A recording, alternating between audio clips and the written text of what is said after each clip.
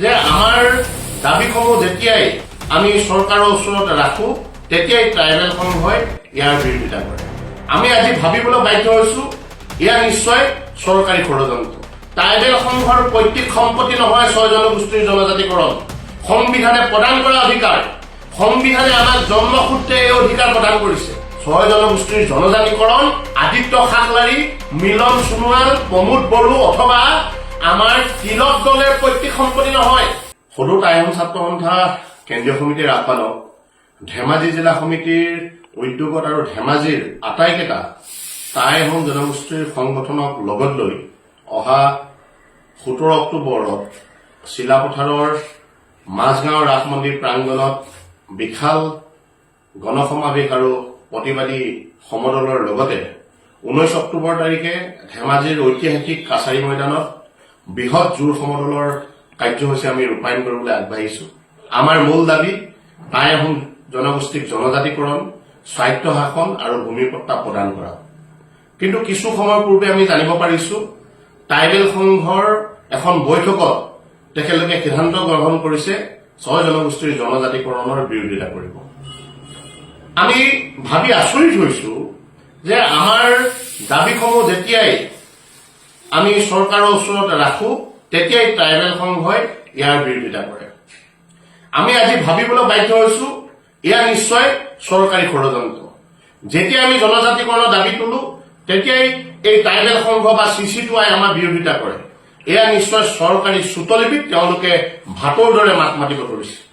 আৰু এটা কথা এইখিনিতে কৈ থব বিচাৰো, ট্ৰাইবেল সংঘৰ পৈতৃক সম্পত্তি নহয় 6 জনগোষ্ঠীৰ জনজাতিকৰণ। সংবিধানে প্ৰদান কৰা অধিকাৰ, সংবিধানে আমাক জন্মসূত্ৰে এই অধিকাৰ প্ৰদান কৰিছে। আৰু এই অধিকাৰ বিচাৰিবলৈ যাওঁতে বাৰে বাৰে আমাক বিৰোধিতা কৰিব আৰু আমি হাত সাৱটি বহি থাকিম, এয়া ট্ৰাইবেল সংঘই ভুল কথা ভাবিছে। 6 জনগোষ্ঠীৰ জনজাতিকৰণ আদিত্য খাকলাৰী, মিলন সোণোৱাল, প্ৰমোদ বড়ো অথবা আমাৰ তিলক দলেৰ পৈতৃক সম্পত্তি নহয়।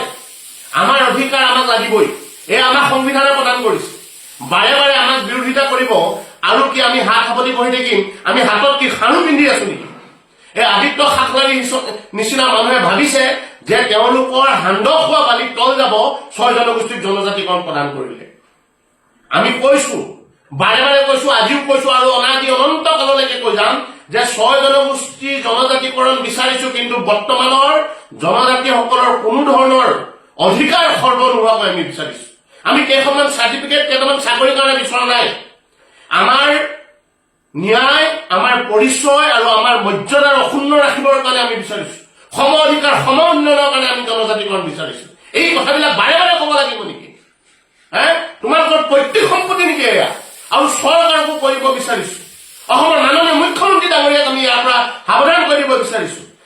এই যে 25-26 তাৰিখে আপুনি প্ৰতিবেদন দাখিল কৰিম বুলি ভাবিছে, তাৰ আগতেই ট্ৰাইবেল সংঘক আপোনালোকে যি ধৰণে এই ধৰণৰ চুটলিপি দিবলৈ আগবঢ়াই দিছে, এয়া কিন্তু চক্ৰান্ত কেতিয়াও সফল নহব। এই ষড়যন্ত্ৰ কেতিয়াও সফল নহব। ইয়াৰ পৰা দূৰত থাকক। সঁচা অৰ্থত 6 জনগোষ্ঠীৰ জনজাতিকৰণ প্ৰদান কৰক, অন্যথা ইয়াতকৈ তীব্ৰ গণতান্ত্ৰিক আন্দোলন আমি গঢ়ি তুলিবলৈ বাধ্য থাকিম। ধন্যবাদ।